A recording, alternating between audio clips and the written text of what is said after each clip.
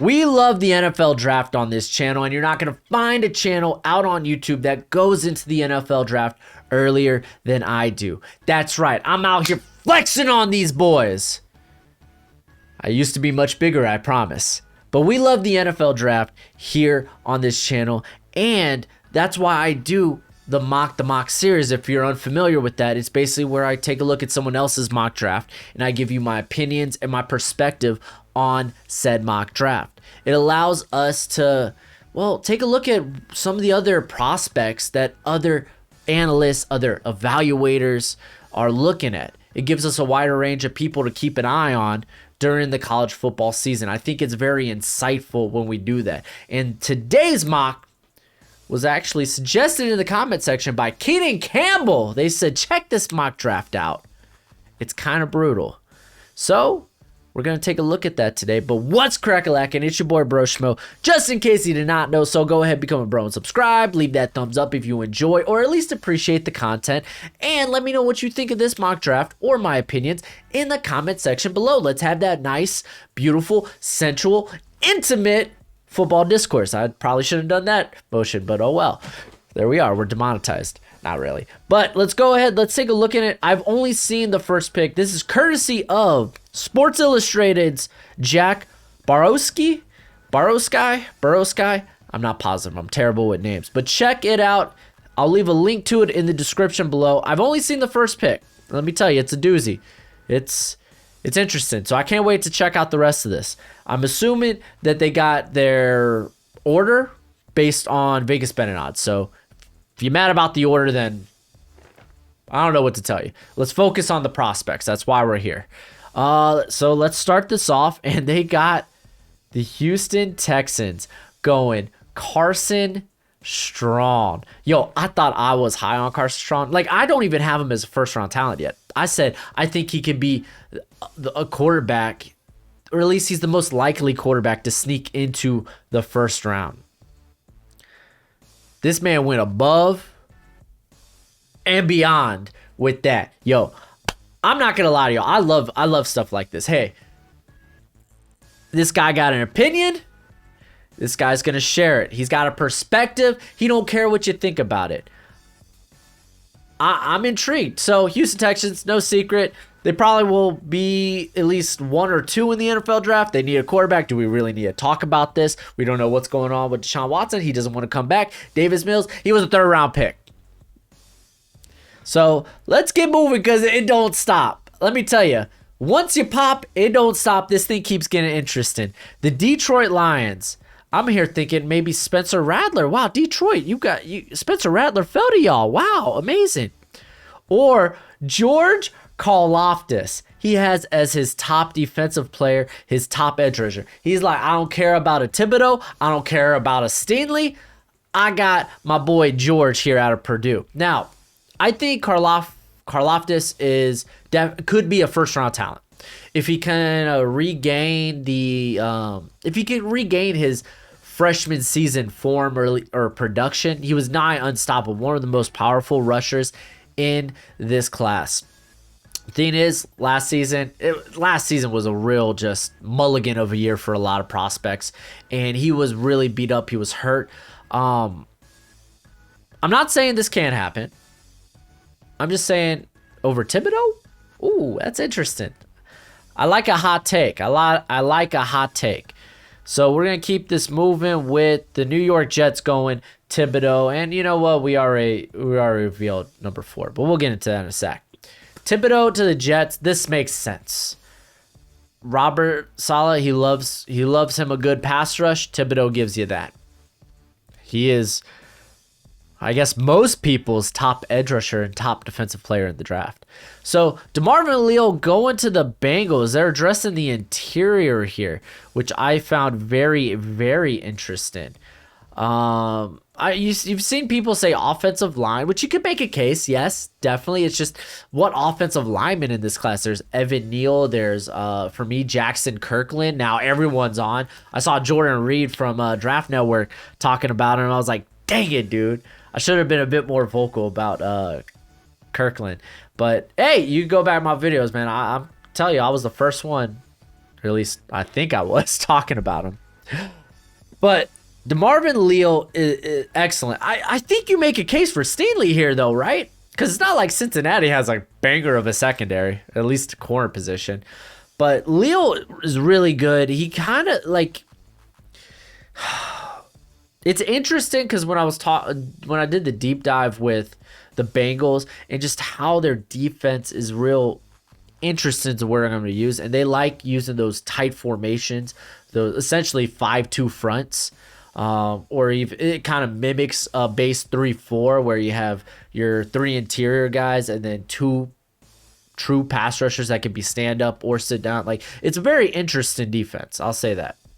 Like Leal, I think he could fit right into that. But he's a blue chip prospect in my opinion. He plays out on the edge for Texas A&M at 290. Like this guy is the top interior player in this class without a shadow of a doubt. So it's interesting to see him go this high. But I think he has a better chance than Karlaftis at this moment. Chris Olave going to the Jaguars. They get more receiving help. I don't know if they necessarily need it. I mean, offensive tackle is still an interesting spot. But again, I think the offensive tackle class and the receiving class are very similar. I would say the top of the offensive tackle class is a bit better than the receiving class. I don't think there's a top 10 receiver in this class as of right now. So Chris Olave going here at 5 is kind of stunning. I wouldn't say that he's on that level. It's not like this guy has no real after the catch ability. No forced missed tackle ability. At least he hasn't shown any. He's got some burners. He's a great separator, great route runner. Does that make you 5th overall though? By itself, like even like Waddle, Jamar Chase, they had after the catch ability, so I don't know. There's that. Let's keep this sucker moving. Derek Stingley going to the Eagles. This is nice. Spencer Rattler's not off the board yet. If this is the Eagles, this is their pick, by the way. Spencer Rattler's still on the board. I'm saying ta-ta Jalen Hurts. We're picking 6 overall. It means you probably weren't that good. Let's go ahead and get arguably everyone's top quarterback as of right now, Spencer Rattler. But they need help at corner. Derek Stingley, he fits that bill.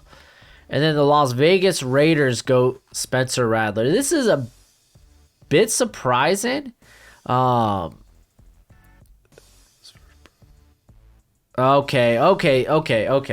Because keep in mind, this is my first time looking at this draft. I was reading the first line here by our boy Jack. And he talks about Spencer Rattler having some serious character concerns. I'm not going to lie to y'all. All I've really heard about him is he's kind of douchey. What college kid isn't?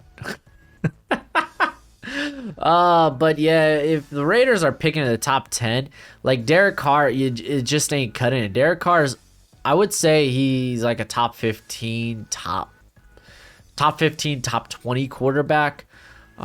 He's solid, but he's not going to take a mediocre roster and push him over the edge. You should be looking for elite. You should be looking for a true franchise guy, a guy that can be a top 5 quarterback in the league. I don't think you necessarily have to settle on Derek Carr. But I like Spencer Rattler a lot. Dude's got the arm talent. So, where are we going next? Kyle Hamilton going to the Panthers. Can you imagine lining him up next to Jeremy Chin? Dude, the thing is, I don't know, can any of these guys really cover deep? Kyle Hamilton can. I don't know if I necessarily want him to do it all the time. Like, because, I mean, honestly, both those guys have a ton of versatility to them. Yeah, no, the more I think about it, the more I actually like this pick. And, I like that Jack mentions that safety isn't nearly as highly valued as quarterback, pass rush, and left tackle. So I like that he brings that up. And yes, Hamilton, he's not just a box safety, or else if you're just a box safety, you're probably a 3rd rounder. If you're not going to end up moving to linebacker. I mean, that's just happens to be what the case is. Hamilton, another blue chip prospect, should be a top 10, top 15 pick easy. So, yeah. This makes sense. Kenyon Green. He's really high on Kenyon Green. Now, here he talks about... Okay, he talks about Kenyon Green moving to tackle. I saw that he listed him here at tackle. Kenyon Green is moving to left tackle this season for Texas A&M. The dude's athletic enough. It should be fine. The Giants here picking tackle, I think, is a bit interesting. I mean, with guys like Sam Howell and Malik Willis still on the board, why not take a shot on those guys? Because this isn't Chicago's pick, or else it would have been via Chicago. So why stick with Jones at that point? You're just getting more protection. I mean, I guess at this point, is it Matt Parrott? The UConn tackle that should be right tackle this year for the Giants. I guess maybe he didn't work out if you're grabbing tackle again. I find this interesting. Yeah, I find it interesting. But I like Green a lot. Here it is. 7 Steakin Banks. Oh, he not even no Sauce Gardner. No Kaiir Elam. Like, he's going with Banks, and he mentions it. He checks all the boxes of an outside corner. He's got the length. He's got the athleticism. He's got the speed. He's got the size. The thing is, he ain't got the play yet. He ain't got the gameplay yet, man. He's just not there, man. Are we talking a guy that maybe plays more like a Shaun Wade? We saw Shaun Wade, he fell to like the 5th round, right? So, interested that he has him in his top 10 when I think there are much better corners out there. And I mean, I literally just named 2. So, I understand why people have Banks in their first round. I don't understand him being a top 10 pick, though. Atlanta, though, they need secondary help. Drake Jackson going to the Giants. I like this a lot, dude. Throwing him opposite of Azeez Ojulari. Dude, Drake Jackson, watch out. This guy's high-end play. It's pretty dope. It's pretty dope. It's pretty good. So, the dude just needs to show he's more consistent. So, yeah, I'm totally cool with this pick, man. Like, Drake Jackson's currently my number 2. Because right now I believe the hype. So Giants go with that. That's their Bears pick. No Sam Howell yet. Wow. All right. So Washington football team go Lewis. Is it Sign? Out of Georgia. This guy played. He was more of their deep safety. It's not like he's a ball hawk. He doesn't come up with a lot of plays in coverage. I wouldn't say he's a detriment in coverage either. Thing is, he's also a very solid tackler at that. I just don't think he's a first rounder. You still got Jordan Battle and Brandon Joseph on the board at safety. Like, I think with Lewis here, we might be talking more of a early day 3, maybe day 2 guy. Maybe. I don't think I'm that high on him yet. Then again, Georgia corners, I think, always get over-evaluated initially. Like, we saw that with, who was that? Not Mark Webb, but who was their other safety last year? I don't know if he even got drafted. Hold up. Oh, I can't think of it off the top of my head. Georgia safety. Ah, dang it. Of course, you're going to bring up Corona stuff. Football. Come on, just show me a name. Just show me a name. Let's go drafted. Gosh, I really. Oh, there we go. Richard LeCount. Like, dude actually was a day 3 pick. And like even before the guys like DJ Reed, who I thought was very similar to LeCount, he went undrafted. Like, I think Georgia corners, just like people early on in the evaluation process are just too high on them. Going to Minnesota. And why would the Washington need another safety? They have 3 good ones. Okay. Minnesota, Ali Gay. Yo, watch out. All right, so this is a guy to keep your eye on. Former JUCO transfer, I believe. Because like I was talking a little bit about him last year when I was doing that scouting report, that weekly thing that nobody watched. And I was like, this guy, watch out for. Like in his first year in the SEC, he was really producing. I think he had like what? Hold on, let me look this up. I know his pressure rate, like his win rate, wasn't necessarily great. I think it was in like the 10 to 12%, which you kind of want those guys around 18 to 20 in college football, if you're gonna highly draft them. But keep in mind, first year in the SEC, not half bad. He had 38 pressures and 4 sacks.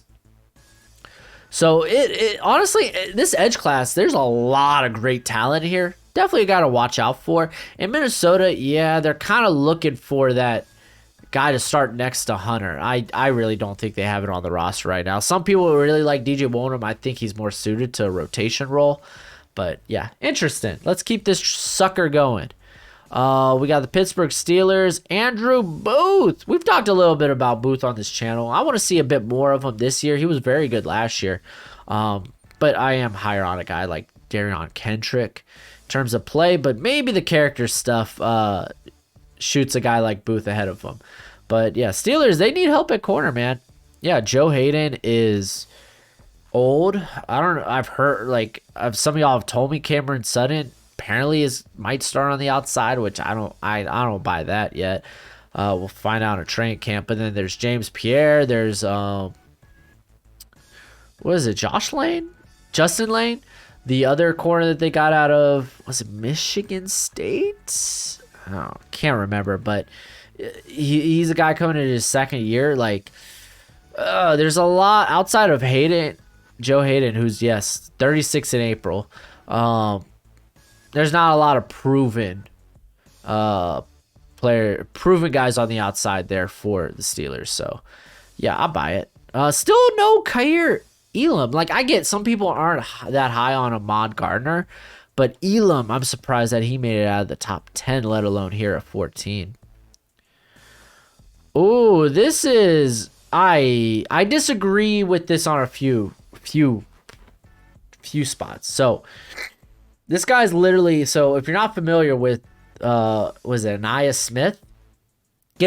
He might be a better version of Demetric Felton.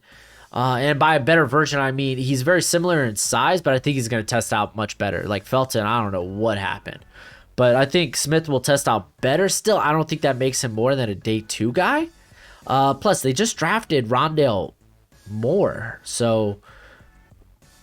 are you getting this guy to play running back? Similar to Christian McCaffrey. Oh, stop. Quit playing, dude. Quit playing. We know we don't draft running backs in the first round. And they have to be a rare breed. And I'll tell you, Smith ain't that. He this dude's a very good route runner. He's been used on the slot and even the outside in some cases. And he's also taken carries in the backfield. So he is an interesting prospect. I wouldn't put him in the first round. Oh, here we go. Let's talk about this one. Jahleel Billingsley at Alabama. I talked about him in my tight end rankings and why I hadn't ranked him yet, because he literally has 100 or 200 snaps to his name throughout his career. You can see the specialness in this guy. The thing is, it's kind of hard to predict because he wasn't a great blocker. Again, this is over a very small sample size, but I said I just wanted to see more from him. So obviously a lot can change in a year. A lot could change with the college football season, but he has him as the first tight end off the board. For me, there isn't a first round quality tight end yet in this class. To be fair, I think Kyle Pitts kind of spoiled it for everybody. Everyone's looking for the next Pitts, which I think that's why a lot of people fall in love with Billingsley. Terrible with names. Let's keep this moving. Donovan West going to the Chargers. So they're just keep addressing the line. I suspect this is a replacement for a guy like Filer or Obushi, which is interesting. I don't know if you necessarily need a replacement there, but neither here or there. Let's talk about West. West is a prospect you should be watching out for. He's going to rise up a lot of guys' lists. The dude was very good last year in the Pac-12, despite only playing, they only played 4 games there in the Pac-12. But this guy, the following, like in 2019, he was playing.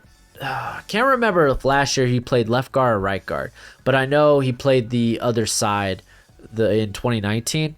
But he was stellar there as well. Like, he's been very consistent. I don't know if it's enough to be like, hey, this guy's first round worthy.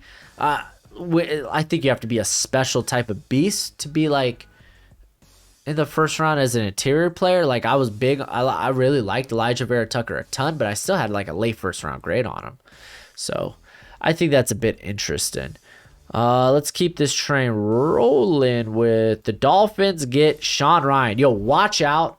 I talked about him in my last video on my sleeper prospects for the draft class, saying this guy has first round capability. I got like a day 2 grade on him right now. He had a really good game against Kayvon Thibodeau, where essentially he shut the dude down. Like, I think Thibodeau only really got 1 pressure on him. So yeah, watch out for this cat at UCLA. So let's keep this rolling. Denver Broncos go with Caleb Elby. I'm not gonna lie to y'all. I have not looked into this cat. This is wild. Everyone talks about who do you see being the Joe Burrow, Zach Wilson of this class. And here, I'm gonna pull this guy's stats up. Who do you think the Joe Burrow or the Zach Wilson of this class is gonna be? That kind of like rises out of nowhere. And I'm like, I feel like Carson Strong's like probably everyone's answer, but it feels like the right answer. But I like this Jack here, man. He's high on a guy. He's going to throw him out there. Dude, Sam Howell and Malik Willis are still on the board. All right, so I have seen a little bit of Elby only because I watched a lot of... I can't even think of his name now. He got drafted by the Seahawks. Went to the Senior Bowl, kind of made a name for himself. Seahawks. Let's go with Seattle receivers. Dwayne Eskridge, thank you. See, now the draft is like over, man. I forget about these guys' names. So I've seen bits and pieces of him. So like just taking a look statistically at him, like he's not bad. Like it looked like he graded out well. Like I'd have to watch more of him to really give you an honest opinion. The one thing I do notice, because like you look at the 6'1", 215, and that's not terrible size, but 6'1", whenever you're like when you're like around that sub 6 foot or 6 foot, 6'1" range, I like to look at batted balls at the line, and like it becomes like a bit of a red flag for me. Again, I have to go back and watch this guy's tape, but like on passes of 20 yards or more, he's 11 to 28, right? Which solid. But of those 17 incompletions, 12 of them were batted at the line. Yikes. So I gotta go look back at him, but that's intriguing. I'll say that.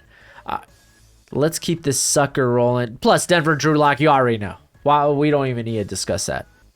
Dallas Cowboys. You got another tight end. In here. Austin Stogner. I talk a little bit about my tight end rankings. Not much of a blocker, but he got hurt last season as well. But he seems to be one of the better route runners at the tight end position in this class. If you want to go, you could go with my tight end rankings, take a look at that. By the way, my preseason rankings, where I give you a buttload of prospects, those should be out by the beginning of August. That's what I'm setting up for myself. That is my goal. So you're gonna get.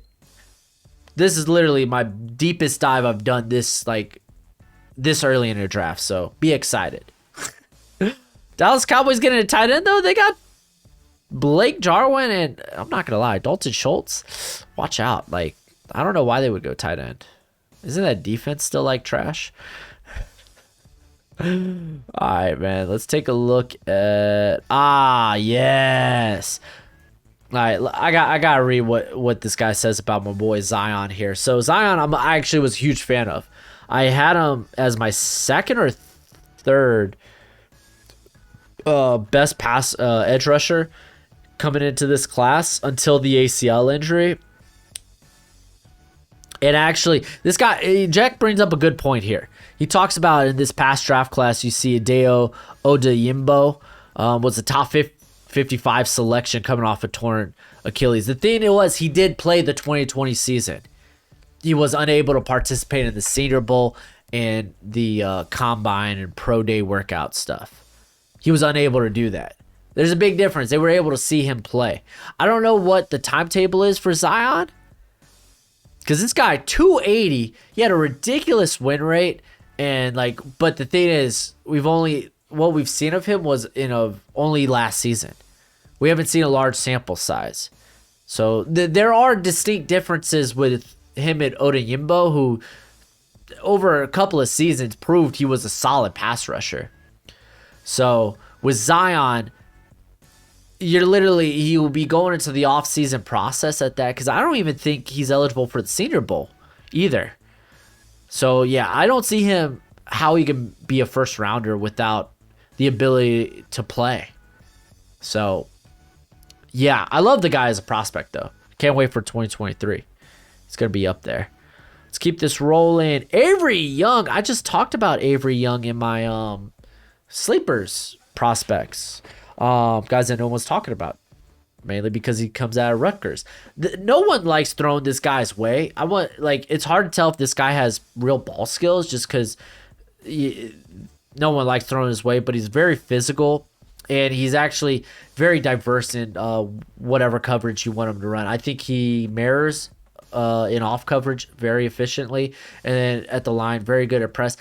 Penalty wise, he get a little scary, but I'd rather those guys be having to tell them to be less physical than having to coach up someone to be physical. I think that's much harder. Kaiir Elam's still on the board, yo. Hold the phone. That's interesting. He will get a Senior Bowl, so watch out for Avery. I don't know if he gets into the first round, though. Maybe day 2, but I don't know if he gets in the first round. He'd have to test out amazingly. All right, shut the frick up, dude. Shut the front door. This guy has 3 tight ends in the first round. How, Sway? How? Jalen Wademeyer, though, which for a lot of people, that's their first tight end. That's their tight end 1. And the tight ends go with them. That kind of makes sense. I'm just puzzled by 3 tight ends in the first round. But Wademeyer, you can check out my rankings video if you want me to talk about him some more. I'm a big fan. This one's interesting. I haven't looked into Ricky Stromberg out of Arkansas center. Here, I'll bring up his stuff real quick. But I really haven't looked at him. But center, I guess Connor McGovern that's there? I mean, if he has a year like last year, then yeah, you maybe not want to pay that contract anymore. But I find that interesting, building the line. All right. This guy, apparently he will be draft eligible. He's only a junior.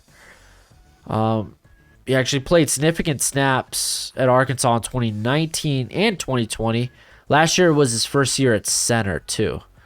You can kind of tell that. It looks like Georgia got the best of him week 1 in his first game as a center. 2 pressures, 1 sack. But it looks like he cleaned up his play. I like to look at win rate, because honestly, win rate tells you a lot, especially for interior guys, because you don't have to necessarily be athletic. So, and I mean, he's plus 300. That's nice. So, can't argue it. I gotta go and look at the guy. I can't really say much about it. Trayvon Walker out of Georgia. What? So I get why people like this guy. I get why people like this guy. I'm reading this as well. He talks about him being a 3-4 end. Yes, I totally agree with that. Because he's 6'5", 6'6", 290. And the thing is, he hasn't played significant snaps. I don't think he's played more than 200 or 250 snaps there at Georgia during any given season. But he looked much better as a pass rusher last season. It'll be interesting. I don't know about making him a first rounder. I mean, yeah, I guess, yeah, he's former 5-star. That's a good point. But I mean, I think there's other guys you could bring up in this conversation. That's interesting. I'm thoroughly intrigued. All right. Wow. Cleveland Browns go with Brian. What is it? Asamoah. Yo, straight up. I checked out a bit of this guy's tape, like, because let's read real quick. He says he's an elite athlete, should be a great tester at the combine. Yeah, Nick Benito is going to be a ridiculous athlete. The dude's stupid quick. And, like, Brian Asamoah, hopefully I'm saying that right. Like, he's shown a bit in the pass rush. Like, I think last season, here, I'll look that up. But, like, as a pass rusher, he's flexed a little bit. The thing is, in coverage, he's not that good. He doesn't do anything in coverage, man. All right, here we go. Yeah, okay, so on 55 pass rushes last year, he had 14 pressures, 3 sacks.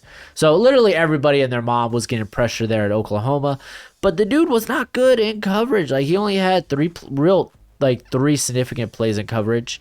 Outside of that, he allowed 20 receptions on 25 targets. Didn't allow a touchdown, but a linebacker, really, you're not going to end up allowing touchdowns, at least at the college level.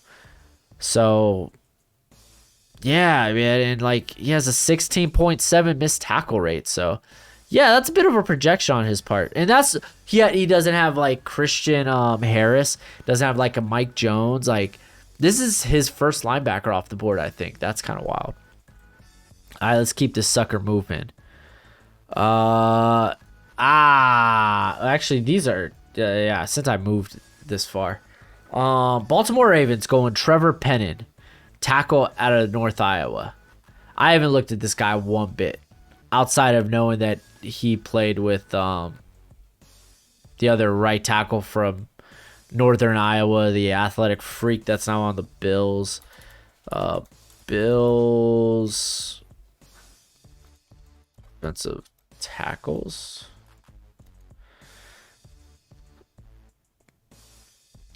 Yeah, because they drafted him last year. What's his name? See, I forget these names. Like, you catching me a couple of months after the draft, and it's all a blur now. I'm so focused on this class. Let's see. Come on. Or Northern. He went to the Bills, right? Spencer Brown. There we go. So I was also looking up, because it looks like Pennon, honestly, because he played the spring season. It looks like he might be a better pass protector than, because keep in mind, why I wasn't that high on Spencer Brown was because he was getting bodied by D2 competition. That doesn't look to be the case. Like, Pennon, he had a solid 2019, playing over 700 snaps at left tackle. And then last year, almost all his snaps came at left tackle. Really, his only rough game came against North Dakota State, and they're basically like a D1 team there in D2. They have a lot of talent. He allowed 7 pressures and a sack. So maybe this is a guy to throw on the radar, man. Especially in a tackle class that's kind of like not as good as last year's. And then he has the Eagles taking Travis Jones. So Eagles, I don't know about the Eagles taking more D-line. They really invested in D-line in their last class. But Travis Jones is interesting because he didn't play last year. Oh, and here, he even says that. They opted out last season. But this guy, I haven't really seen much tape on this guy. But I know when I was going to look at, like, statistically what guys to look out for, he is a name I got listed off. I haven't really checked out him much at all. So I can't really give you an opinion on him. But I think it's interesting that he throws him here at the end of the first round. Talks about him having a quick first step. Like, all right, let's look up this cat real quick. Dude's 6'4", 350. I'm going to have to check him out, man. Because I just talked about, who did I talk about being the top nose tackle in this class. Who did I say? I don't know. I can't remember. I said it in my sleepers video. Wow, dude. Travis Jones. I'll say this, man. This guy's got some names no one else has in any of their mocks right now. I like that. I like that a lot. I think it's very intriguing. 3 tight ends in the first round, though. That's just stupid. So, suddenly we got 3 Kyle Pitts in this class. I don't know. I've checked out this guy, Garrett Williams, out of Syracuse. I'm pretty sure he's a redshirt sophomore this season, though. I don't think he might be a redshirt junior. Pretty sure he's a redshirt sophomore, though. I'm pretty sure last season was his first season. But this guy is a guy to keep an eye on, but I don't think he comes into this class by any means. Where the heck is Kyer Elam? That's wild. But yeah, keep a look on this guy. I don't think he comes out this year, but watch out. Buffalo Bills go Payton Wilson. Payton Wilson is also an interesting talent. I don't think I find it more interesting than no Christian Harris or Mike Jones just yet. But with Payton Willis, man, he's been solid. Like, he's been real solid throughout the last 2 seasons for North Carolina State. He really became a starter late 2019. And then last year, I thought he played particularly well. Like, he has a pass rushing upside. I don't think he's a liability in coverage. I don't think he's, like, great in coverage, but I don't think he's a liability. He feels more like a day 2 to early day 3 guy, though. Hey, look, he finally has Jordan Battle coming off the board. That's wild. Going to the Bucks, man. Can you imagine Bucks, Antoine Winfield, and then pair him up with Battle? That's kind of nuts. That's kind of bonkers. I kind of like that. And then for the final pick here, so this video ain't too freaking long. Kansas City Chiefs go Jadon Haselwood. Haselwood was hurt last year, right? I think he only has like 300 or 400 career snaps to his name. So, and I talked about this with this class during my receiver rankings. I talked about how a lot of these, like some of these guys, like Fran Lanson out of Clemson, a lot of people are projecting him pretty high, yet he has almost no production to his name. So that's the thing. I'm surprised no Garrett Wilson, no, was it Treylon Burks? Not even a George Pickens. A lot of people are really high on him. So I would say this is one hell of an interesting mock, but it really lets you, I think it really allows you to look at a large array of different guys. So yeah, I'm not going to lie, man. This was kind of interesting, kind of fun. Looks like nothing else here, but I mean, I guess Haselwood is a guy to look out for, but I don't know. First round, I don't know about that. I will say from this mock, I want to really take a look at Travis Jones. That's probably one of the guys, like these 2 guys right here are probably the guys I'm most eager to check out. This I just thought was, I don't know what he's doing there. 3 tight ends in the first round's kind of wild. We talked about with Walker, he's got like never played more than 200 snaps in a career. I do want to check out Stromberg as well.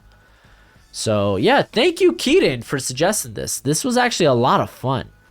And hopefully you had fun, too. And that's it for the video. Go ahead and do that YouTube thing. It's always much appreciated. Much obliged. And as always, until next time, you be easy, my friends. Later.